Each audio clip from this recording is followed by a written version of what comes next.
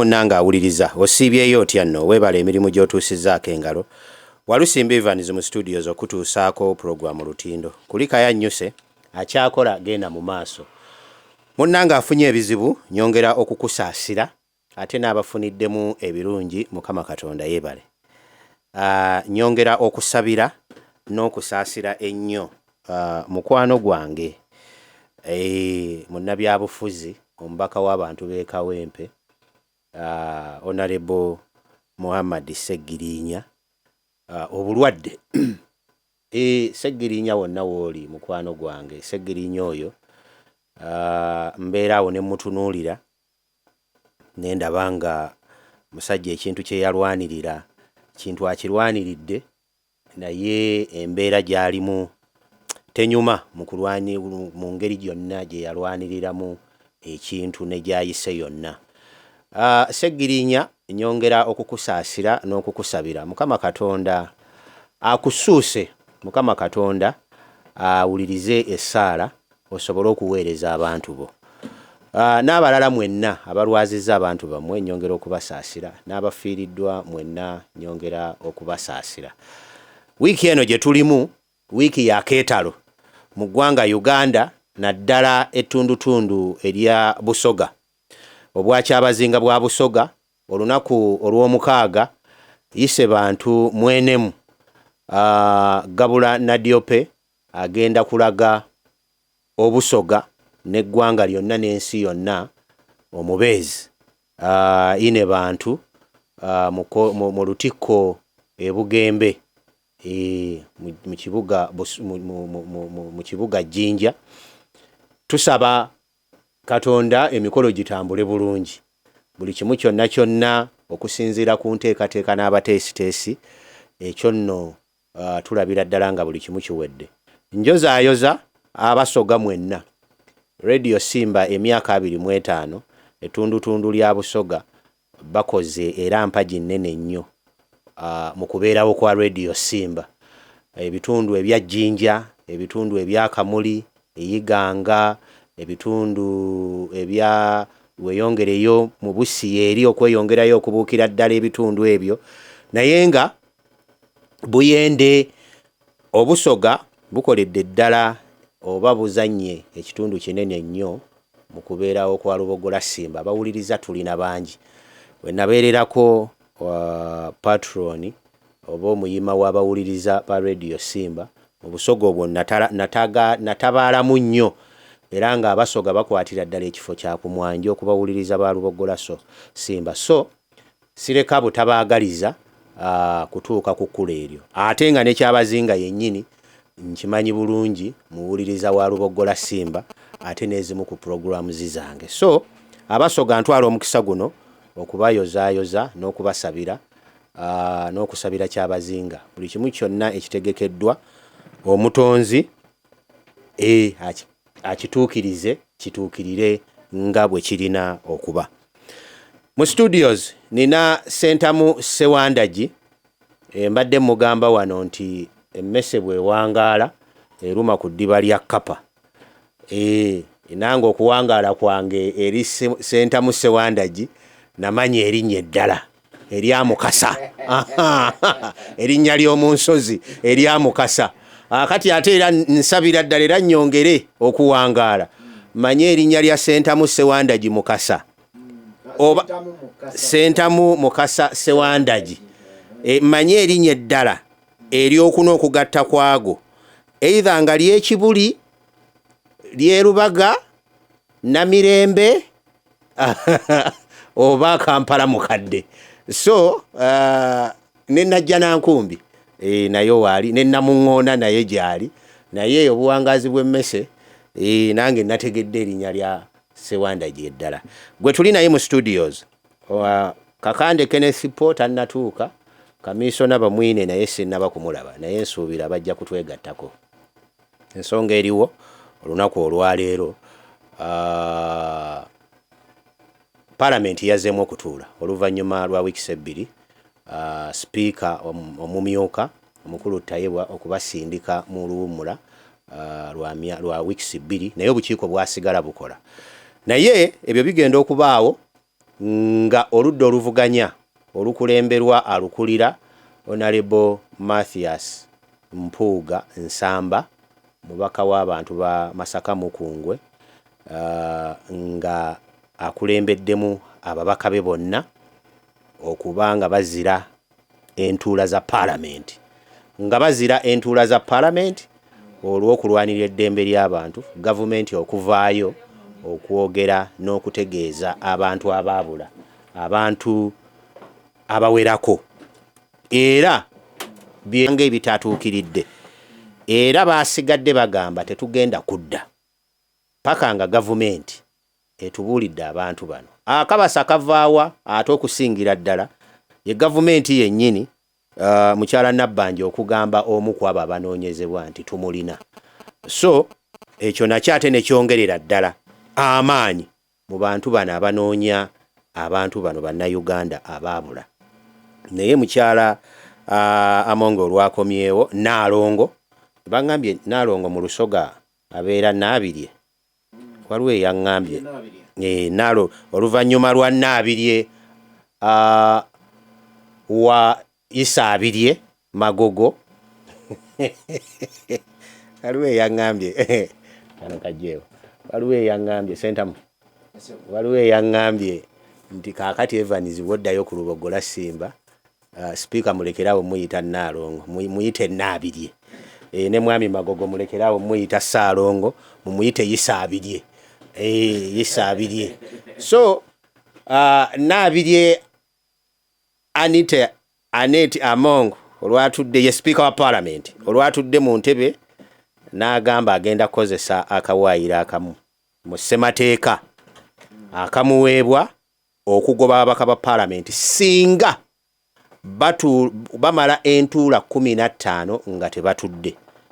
Ebifo abirangirire nga bikalu, abantu baddemu balonde. Bwe banaalaba nga ababaka baabwe abo babadde bansa, baddemu babalonde. Bwe banaalaba nga tebabadde bansa, bamuweereza abalala. Naye bw'otunuulira kino kingi. Nina omubaka omu gwe nayogeddeko naye n'aŋŋamba kizito nno, alina okubanga naye wakukyegendereza kuba kirimu obukwakkulizo bungi n'obuwaayiro obulala bungi. Singa aba akikoze, oli n'aŋŋamba nti omubaka alina kuvaayo omuse kinnoomu oba n'awandiika ebbaluwa n'ategeeza n'ensonga. Naye bano batambudde kirindi, naye nabo bagamba nti ensonga eyabatambuzza okufuluma yeeyo. So ensonga eyo nkulu gye njagala olwaliro tutunuulireko. Wabula olunaku olw'enkya ngenda kubaako n'ababaka abatuula ku kakiiko akakwatagana ku butonde eby'obugagga eby'omu ttaka ku nsonga y'ebbago ly'amasannyalaze eryawedde eririndirira Parliament, ku nsonga y'amasannyalaze erindirira President okusayininga. Naye olwaleero katutunuulire ku nsonga eyo. Sentamu, ndamusa kubawuliriza. Banyuwe ne basseba batuuliriza yonna gye musinziira, mbalamusizza. Njagala kwebaza mikwano gyange abali mu diaspora, Paulo Ddungu, mukwano gwaffe James Mugga, mukwano gwange Kagolo, Mwambirizi Mbale n'abalala nagye musinziira okutuuliriza. Mwebale nnyo, mwebalire ddala. Njagala kusaasira wonna abafunye ebizibu. Njagala mukwano gwaffe eyali mmeeya wa Nabweru Division, Mwami Maseruka Mutte, yafiiriddwa mutabani we Kitalo nnyo nti yafudde era bamuziisa olwaleero. Mutabani mukulu asuka emyaka 3. Kitalo yafudde, sisobodde kubaayo kubanga nange ntegedde lwaleero ndabye piki yange ng'eddugala okufaako obufi. Mbaddeyo mu byalo nga nnina ebyange byentitenkana naye njagala kumusaasira. Kitalo nnyo kitalo nnyo okufiirwa omusajja omukulu kuba oyo aba afuuse musajja muno, naye tusaba Mukama Katonda akugumye n'abalala bonna abaviiriddwako abantu baabwe mu ngeri ezitali zimu basaasidde. Kenneth, namusa kubawuliriza. Abatuuze munambulamusiza naye baza Mukama bakuume nga muli balamu. Afunye ebizibu nga muganda afumu bwatugambye, saba Mukama basaasire, anyige ebintu byomata bafunye ebirungi, abongere nga byamuyika. Neyanziza. Kamisona, namusa kubawuliriza.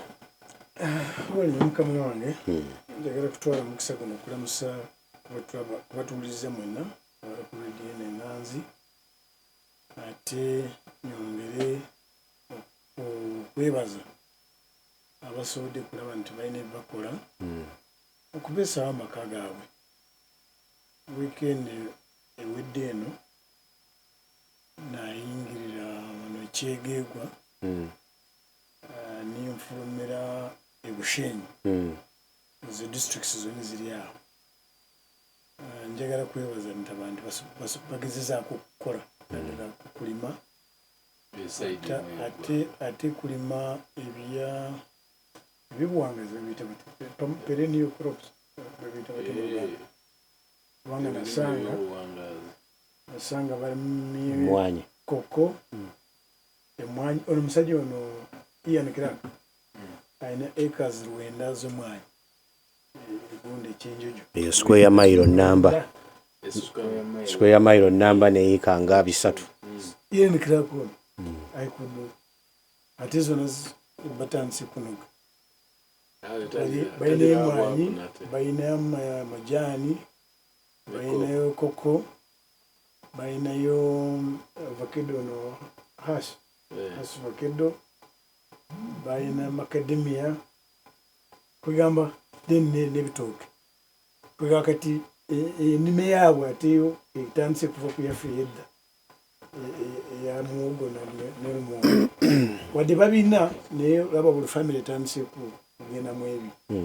So njagala kukubiriza mwenna, yakubiriza mwenna abatuwuliriza. Mpulira bangambye nti ensigo bazijja mugundi operation wealth creation, at least ensigo z'ebyo OP yali n'endokwa. Era kati abantu by'Abannayuganda bukaamu luli bagambye otuwa otya endokwa, ate kati abantu bakayana nti gavumenti eyimiriza etya okugaba endokwa. But at least buli famire erina ekyegezezaako okukola. N'abagenzi mu bulunzi abatalina mataka, at least buli famire etandise kulonda kuno kwa zero grazing, batalina mataka manene. So njagala kukubiriza mwenna batuwuliriza nti wadde olina ebyoyagala kukola ebirala ebyamaanyi, naye era abantu olina emmere waka. Neyanziza nnyo, neyanze. Kansookere wa munnamateeka Kenneth. Speaker olunaku olwaleero, olunaku lwe yatudde mu ntebe okukomawo, yaweereza obubaka eri ab'oludda oluvuganya. Singa tebakomawo okumala entuula 15, ebifo agenda kubirangirira nga bikalu. Ajja kukola, ajja kuyita mu tteeka era akawaayiro weekali.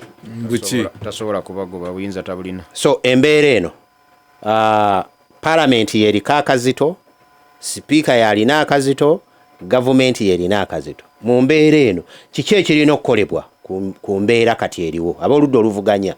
Ate kyakoleera nnyo Mukyala Nabbanja, Ssaabaminisita bwe yavaayo n'agamba oyo Kibalama tumulina. Embeera eno babaka awo ne kyongerera ddala okusajjuka.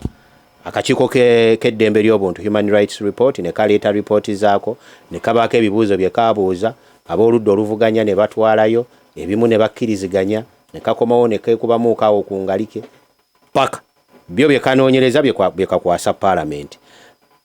Nabadde ndi ku TV olunaku lwajjo n'endaba minisita ow'amawulire n'okuluŋŋamya eggwanga Dr. Kulis Balyomunsi ng'agamba nti ebyo byo bye twasazeewo mu kabineti eyatuuziddwa mukyala Alupo omumyuka wa pulezidenti taliiwo, nga bagamba oba tebakomawo oba bakomawo emirimu girina okugenda mu maaso.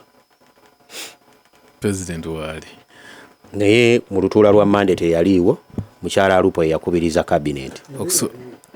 Okusookera ddala Mwami Museveni yataaliwo nga pulezidenti w'eggwanga. Njogereriwo ennaku zino ndowooza nyinza oga nti Abafirika ffe twerabisa.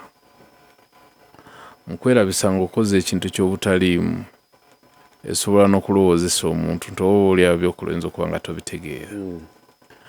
Sipiika wa Paalamenti yalisoose n'atunula ensonga lwaki ba MPs beekandaga okuva mu Paalamenti. Ate ensonga eyo bw'ogitunuulira mu bulambulukufu bwayo sinayo abyabufuzi, nsonga ya ggwanga. Member Paalamenti bwe yeekandaga nti waliwo drone ezikwata abantu nga tezibatwala mu kooti naye nga zibatwala ne zibabuza famire ne zikaaba abamu bakomawo aba tebakomawo abalala bamaze emyaka 3 tebalabikangako mu ggwanga notaga nti tuteekawo akakiiko akanoonyereza ku nsonga eyo aye noga nti memba wa palamenti yafulumye palamenti omuwadde emirundi mu buyinza bw'otalina nti ajja kugoba mu palamenti obuyinza sipiika bulina akawaayiro wekali kati kankubulire Ssewandagi kanoonyi nakalabye dda naye tabulina genda maaso kakandi ekisookera ddala memba wa palamenti okubeera mu palamenti si kubeera mu kizimbe kya palamenti naye kubeera ng'akola omulimu ogwamusindisa mu palamenti memba wa palamenti ayimuse mu palamenti neyeekandagga n'aga nti kino bwe kiba tekinakolebwa sijja koma mu palamenti abeeramu mu palamenti aba ku mulimu gwe abeera mu palamenti obadde tekimanyi kati bano abaasituka ne beekandaga ne bafuluma mu palamenti nga bagamba nti no ng'ensonga zino tezinakolwa tetujja koma mu palamenti abo babeera mu palamenti oyo si yayogerwako nti amisinze entula 15 kubanga wabeerawo ensonga lwaki abataze mu palamenti oyo abeera mu palamenti era omulimu gw'abakola gwe gwennyini ogwa palamenti era bw'aba nga sipiika agamba ajja kubagoba mu palamenti ajja kusanga obuzibu n'akawaayiro kennyini akogera kugoba memba wa palamenti tasobola katuukiriza ne bw'akola atya tasobola kiyitako ekyo ekirala tulina amateeka agafuga ate tulina ne constitution ate tulina ne constitutional court esobola okunterpretinga ebintu ebyo omuntu eyalondebwa abantu tosobola mugoba bugobe mu palamenti mu mbeera efaanagana bwetyo awo tajja kusobola naye nze ndowooza mu kyo kyali badde nti sipiika bw'omala okufuka sipiika oba tokyali bagiyita agiwadde omuliro oba tokyali agiwadde omuliro oba olina okutuna sayidi zombi n'okutuna ensonga eri mu ddiiro okulaba butya bwevudde mu ddiiro nze ndowooza ensonga eri mu ddiiro ate nga yamuzizuko abantu bannayuganda ababula nga tebatwaliddwa mu kooti nga tebavunaaniddwa musango gwonna abamu ne bafa abalala tebamanyiko mayitire nga baliko abaana baabwe ne bakyala baabwe ne bakadde baabwe ababazaala ndowooza ensonga eyo tetusobola giteeka wansi wa kapeti sipiika wa palamenti ng'omuntu omulabufu nga bwe tumulowooza nti yalibadde mulabufu simanyi yeeka yaneerabisa yekka yalibadde ku nsonga eyo avaayo olaba ne pulezidenti gwe tumanyi obulungi nti ensonga eno agirimu wakati naye bw'abeera mu public yeebuzaabuza kuba drone yazigula naye agamba drone kitegeeza ki ze ziruwa ezo ngenda zinoonyerezaako naye nga tetukimanyi bwe njogera ekyo kiba kitegerekeka kubanga budget yegula drone ebeera ya president yagula drone era ne police eri wansi wa state president yamanyi safe house gye ziri okiwudde kubanga era yaziteekawo president ya training abantu abagenda okutokyalinga abantu na butebe bagenda batokyalinga basobole okuva kubanga era buli ekibaddewo kyonna bwe bakuba kiyimba yali kiyimba ye yavayo nannyonnyola ensi naye olowooza yagenda n'amukuba kubanga ono arasisaasese n'aga nti president nedda bwe twogera bwe tugamba kiragiro ki bwe bakuba kiyimba nga famire ye eraba omusajja ne bamutta nga famire ye eraba nga tatwaliddwa mu kooti president yavayo nannyonnyola ensi nti oyo yalitiddwa bw'atyo nga tagenze mu kooti ono omwana yali omukubi w'ebikonde ebwayise mando gwe batta okiwudde era president yavayo n'akola ki nannyonnyola nti oyo simanyi yali akoze teyaliyo ku siini naye agamba mpoyo yatiisatiisa abayina emmundu musajja omu mukubi wa bikonde talina mmundu abalina emmundu batidde nti mukubi w'ebikonde asobola obakuba 6 oba 8 ne basuula emmundu zaabwe ne badduka n'olwekyo kaba mukuba ekyasi kibalama mpulira prime minister yavuddeyo n'agamba oyo ffe tumulina kakati ensonga ezifaanagana bwe zityo nze ndowooza sipiika yalibadde taziteeka butesi wansi wa kapeti yalibadde ateekawo nga palamenti akakiiko akanoonyereza naddala mu kyo nga leader opposition wamu ne bamemba ba palamenti aba opposition beekandaze ng'akabonero akalaga obugunjufu kubanga omuntu bwe yeekandaga n'atagenda mu nsiko waliwo abamu nga bwe batakkiriziganya agenda mu nsiko n'akwata emmundu bano tubagenze mu nsiko n'amala emyaka 5 natta abantu najja ng'abuka emirambo n'awamba obuyinza. Bano si we bakoze mu nkola ekigunjufu ne bagaba basituse ne beekandaga ng'abantu abagunjufu nti waliwo ensonga erina okutunulwamu. Nze ndowooza sipiika yali badde atunula mu nsonga eyo n'atatisatisa butisatisa nti mirundi 15 kyendowooza kyekirina okukolebwa. Egyo emirundi 15 gyayogerako tamalaako nagyo era obuyinza tabulina n'akikozesa nga kutisatisa. Waliwo abaakomyewo be nawulidde. Olwaleero nejjo we yatandikidde okuva lwe yaggulawo. Mbadde nsinga kulaba nnyo mukyala Cecilia Ogwaro. Oza bali ababaka nga 3. Nandala abadde Nandala. Mwami Nandala. Abefudisi eya gundi bagiyita batya? Najja Nankumbi. Bo baakomyewo. Parliament. N'ate ebigambo byaddidde ng'amaze okukoma baage nti abo baze ku bufumbo.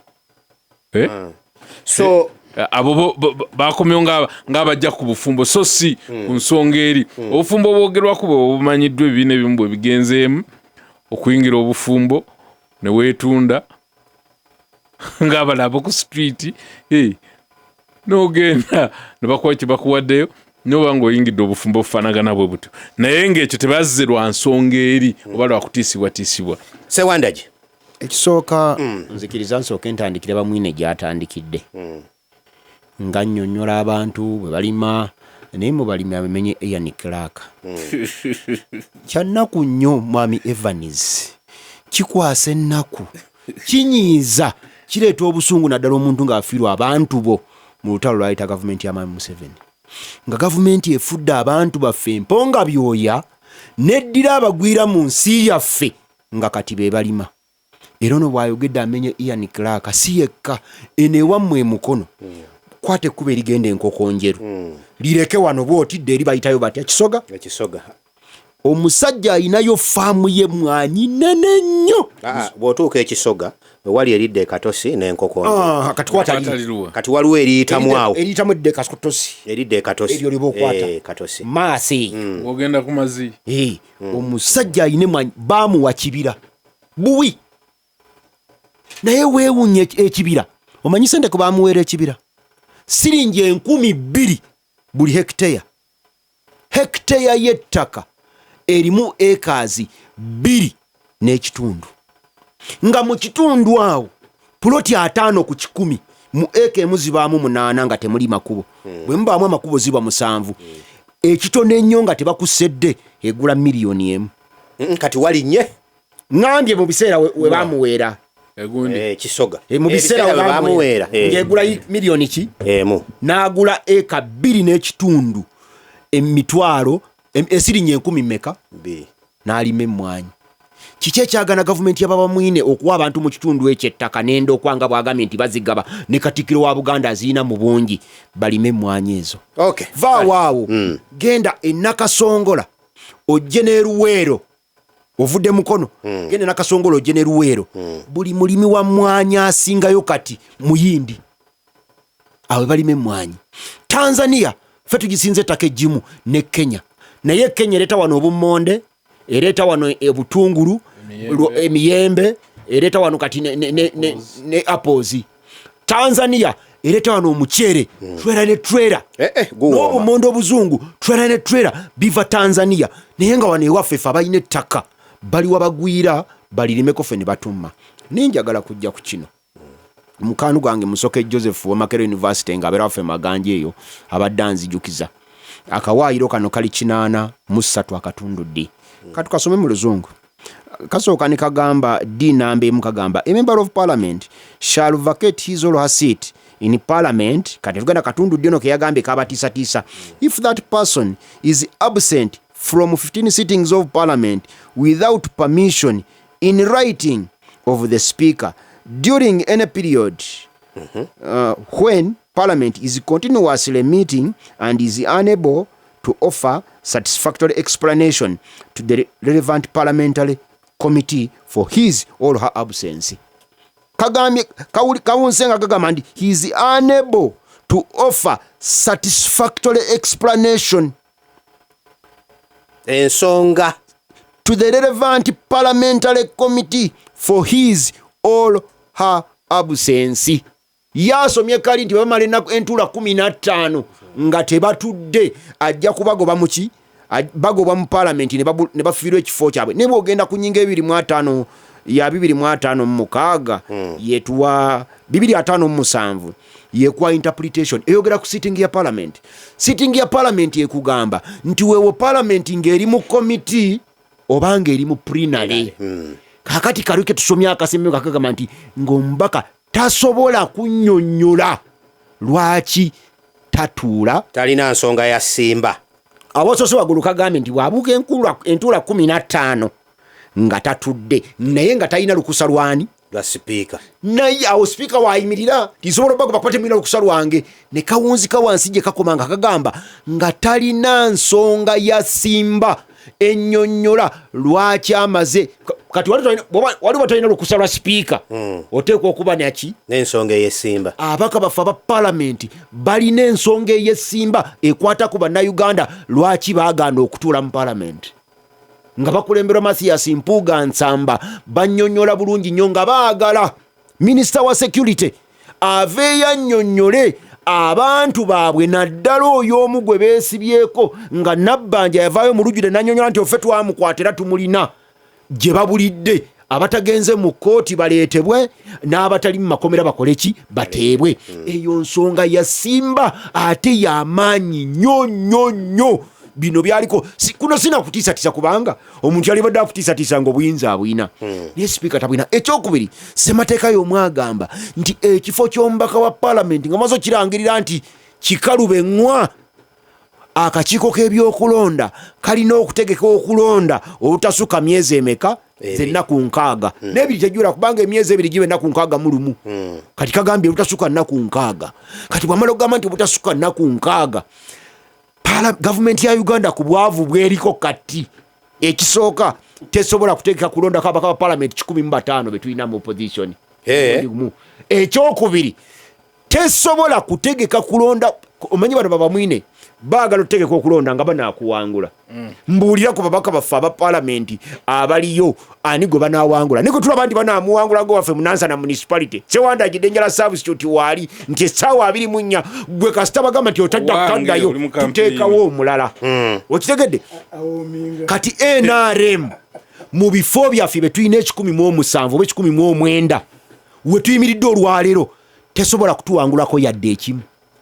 Ekyo ensonga ey'okubiri. Ensonga ey'okusatu mu palamenti gotulina nnyo sikuwa kadi ya palamenti bw'onoonya ababaka abamaze entula 15 ez'omuddiringanwa nga tebatuula mu palamenti oyinza okumalamu ababaka ba NRM bona mu palamenti otalekaamu yadde omu ne mukigalamu Bassemujju baffe ne musigalamu Mathias Mpuuga Nsamba ng'abaabwe bonna ng'obagobyemu baweddemu kubanga palamenti ogira bulijjo bwe tutuula abatuulamu abangi babeera opposition kate baliyo palamenti eringanga etatuula babeera nga abanyumya ku mboozi bali mu byabwe so palamenti okubeera nga eri meaningful basobola okola nze ngamba era sipiika atononde nabononeza omulamu gwaffe ogwaleero twali tulina ensonga enkulu ennyo zetuteesaako Lutindo.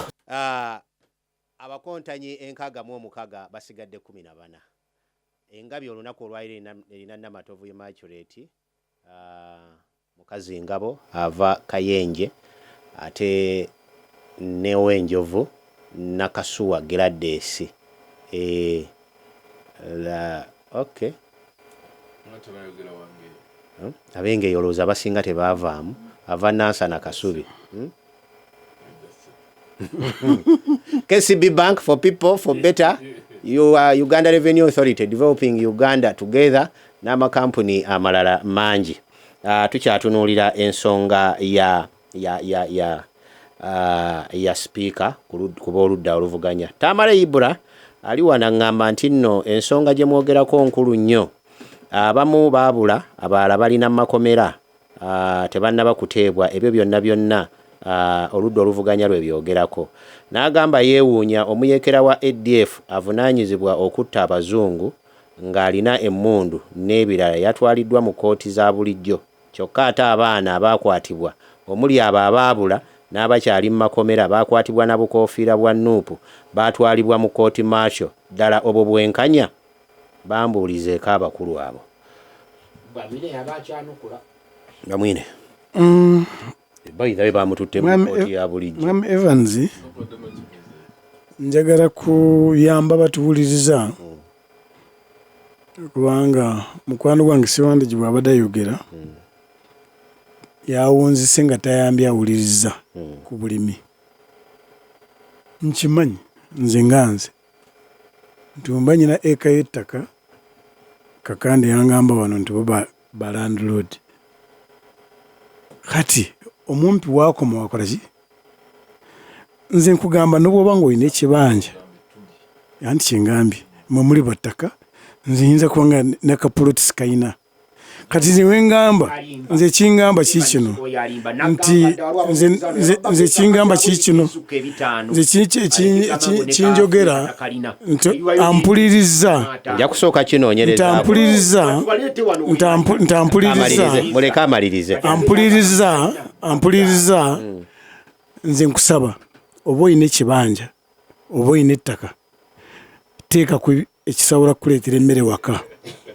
Bw'oba osobola teekako nekyobuwangazi nga bunjonyonne oba emwanyi oba kusinzira ekikulu wammwe naye laba nti olina ekyosimbye ku nkuba eno etonya kubanga enkuba ejja kutuuka ekiseera eggwewo ojja musimu ojja gawulira ekiseera ekimu nti awo waffe tulya kimu naye enkuba yali etonya. N'olwekyo ekyo tikinnemesa gamba nti ntushuddira alina ebizimbe bingi n'olwekyo kati waba biina netuge omumpi wakoma wakwata. Naawe ku nsonga y'ababaka eri mu ddiiro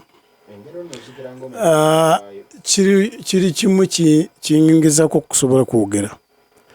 One, nti Uganda erina omukisa nti erina pulezidenti oba ayita Pulezidenti Museveni olwaleero. Ffenna tutuli baana bato n'abatuuliza gye bali. Singa kino kibali kiseera kya UPC kino n'omala zino ennaku 10 waakiri tebabalamu fuulo nzifuuka 16.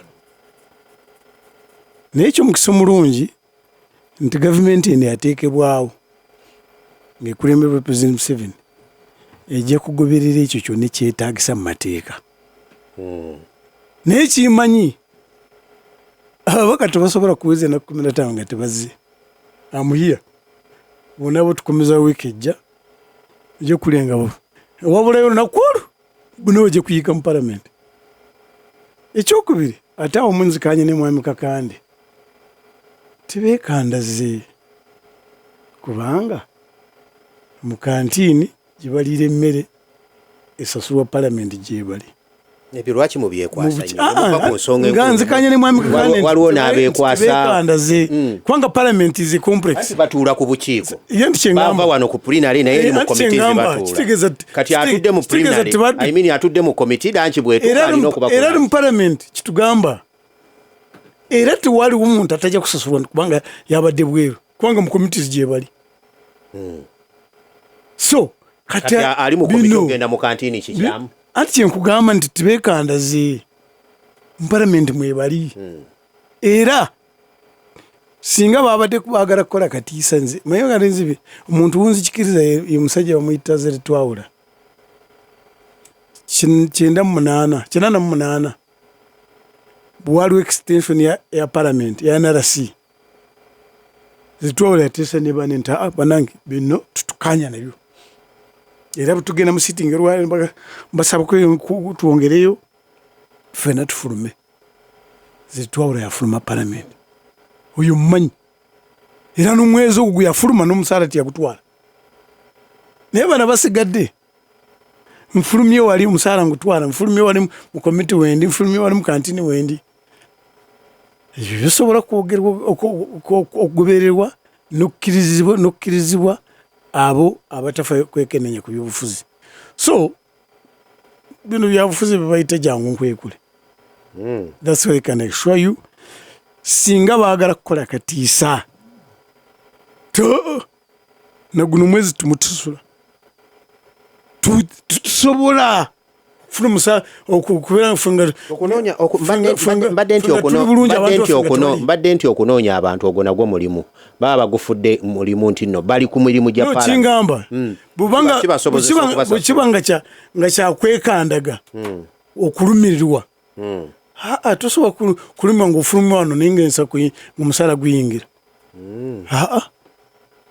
bubulumirirwa gaana buli kimu tumanye nti ddala bwe banaakola ekyo gavumenti ereeta abantu abo singa bakikola gavumenti eneereeta abantu abo. Ekyokubiri gavumenti tevudde mu ggulu, gavumenti erina enkola yaayo era simanyiko ekyali kikolebwa nti kubanga abantu beekandaze ali kibayita state craft and systems of government. Jukira Minister of Internal Affairs yagamba mutuwe mwezi mulamba tuleetere report nzijuvu jeno muwoze. Yes ffe twagala kati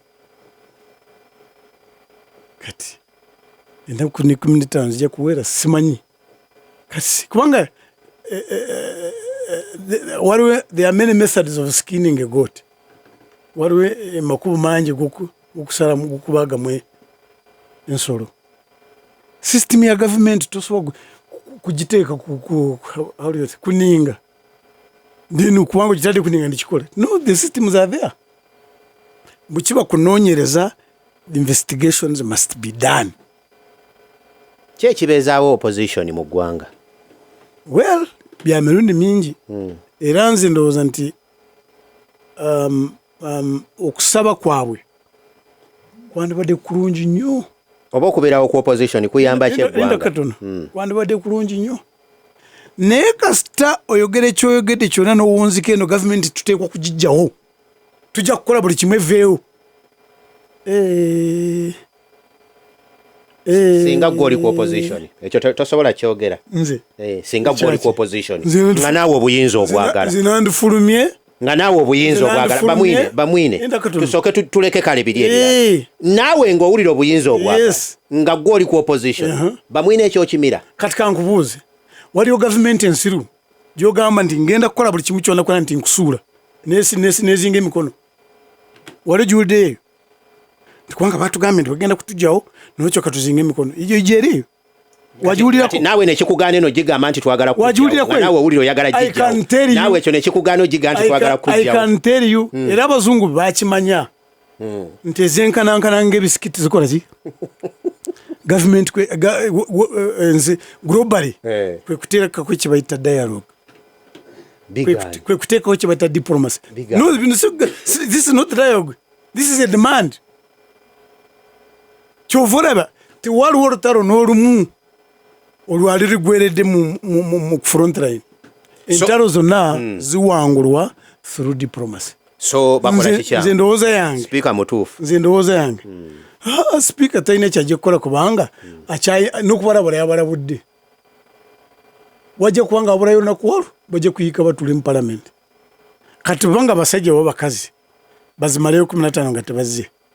Anti mwami Ssewandagi yagambye speaker talina buyinza.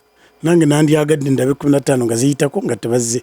Gavumenti nyibulidde naye egambye mbu bano bali mugundi era bajja kuddayo. Enebe yakulwe 14 lwe bajja okuddayo. Oba lwe 15 lwennyini olunaku olutuula. Naye waliwo ensonga ze tuba twogerako nga ziri serious. Ate ensonga zino tuzoogera kuba lwaki palamenti abamemba ba palamenti bafuluma. Waliwo ensonga ey'okubuzaawo abantu nga bwe kyalinga ku mulembe gwa Amin. Ku mulembe gwa Amin yali UVS, kati tulina drone. Naye bwe tuba twogera ku nsonga eyo, muganda wange Bamwine n'agamba bafuna omusaala. Nze ndowooza abaanafuyiza nnyo ensonga gye tuliko.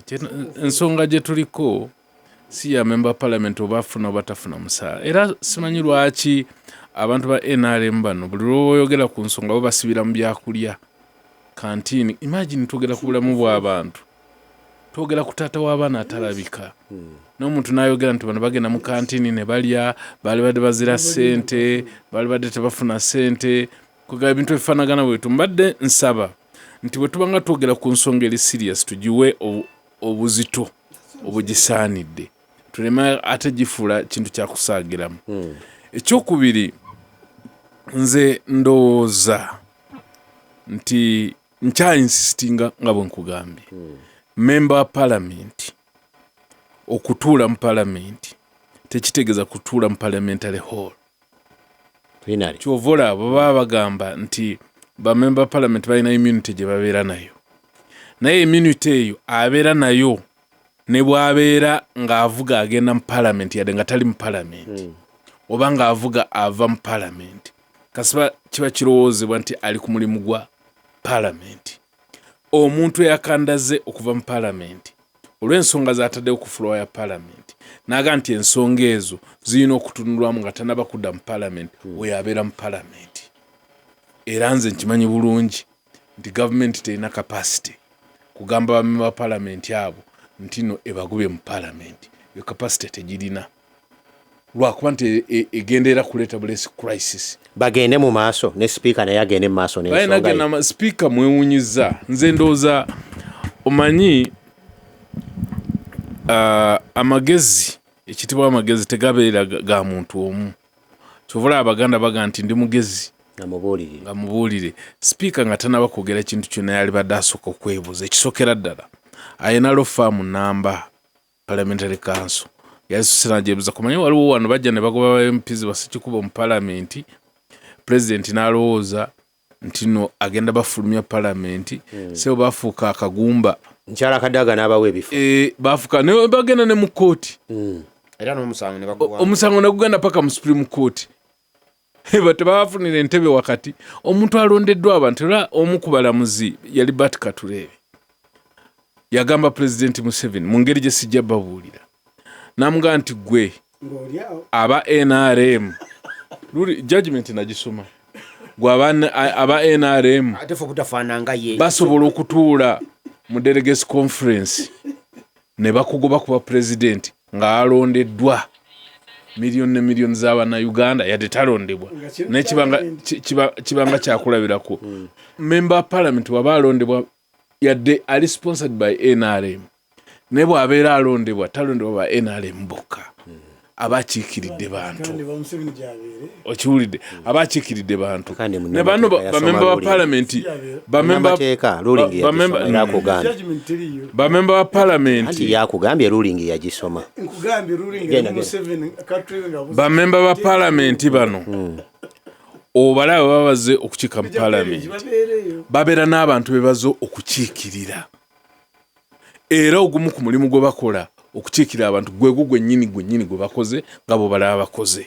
Kato kyayina speaker tayina ngeri gyajja kugaa nti abafulumya mu parliament tajja kusobola. Dakiika emu bagende mu maaso ababaka okubeera ebweru ne speaker agende mu maaso n'omulimu era ababaka bwe banaddayo mu parliament bagenda kuba batuliddemu olukwe twagala kuba ensonga baagiwa akawaayiro nkasomi omanyiza obutafaanana Bamwine n'ofuuka omulamuzi bwe twagende Makerere ababiri nze ne Bamwine Ssewandagi qualification zoyina nobozireeta wano nedda ayagala tubigendemu Bamwine omuzindalo nobugaba amateeka gayina Ssewandagi mu mateeka ayina qualification ayina qualification kimu mu mateeka Ssewandagi mu mateeka marketing bamuyita kitunzi naye Bamwine bwagenda okwogera mu bantu yeeyita munnabyanfuna kati nze bwe ngende Makerere emisango Ssewandagi mu mateeka ayina qualification ki unaluwa teriyo musango qualification ki tutasomye kati n'omusango kakande nga gwayogeddeko kati Bamwine Ssewandagi mu eby'amateeka